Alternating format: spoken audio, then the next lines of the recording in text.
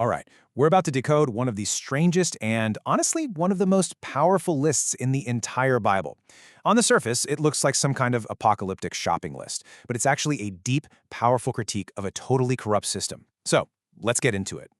Okay, this list comes from the book of Revelation. Just listen to this inventory as I read it out and feel how strange the progression is. It starts with cinnamon, ointments, frankincense, and then wine, oil, fine flour, wheat, beasts, sheep, horses, chariots, and then it ends with slaves and souls of men.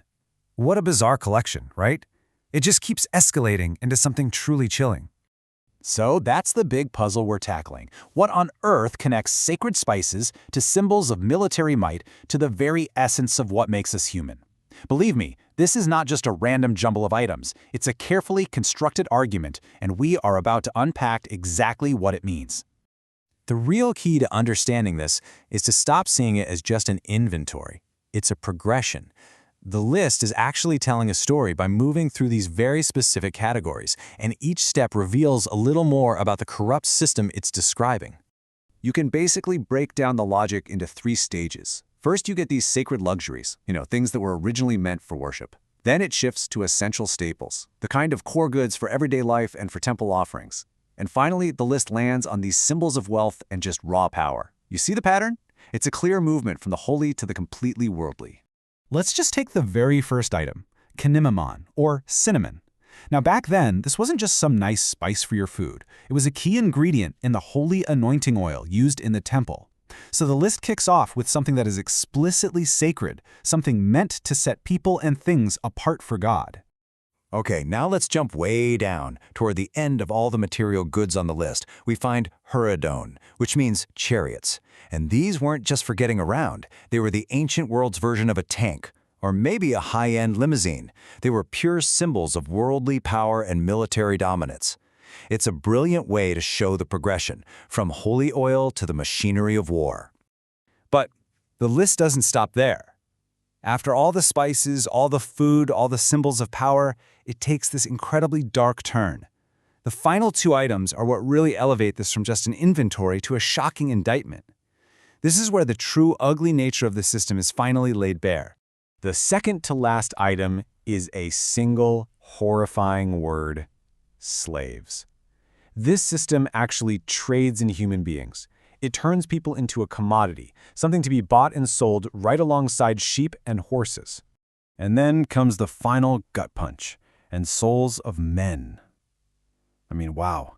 The list has now crossed a terrifying line. It's one thing to enslave a person's body, but this system does something even more sinister. It literally claims ownership over their very soul. The original Greek makes this distinction even sharper. The word for slaves here is somaton, which literally just means bodies. It refers to the physical person being treated like property. But that final phrase is psychos anthropon, which means souls of men. This goes way beyond physical labor. This is about trafficking in a person's inner life, their conscience, their will, the very thing that makes them who they are. This system doesn't just own your body, it's claiming your soul. So what does that even mean? To have a market that actually trades in souls? Well, the entire list has been building to this moment, to expose a system that perverts everything it can get its hands on, turning holy things into merchandise, and ultimately, trading in spiritual bondage itself.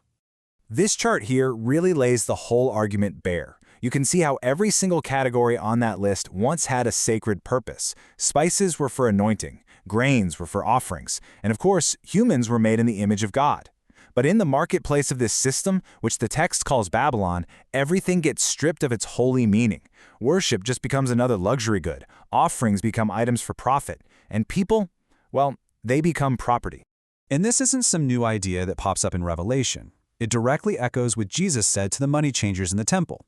He accused them of turning a house of prayer into a den of thieves.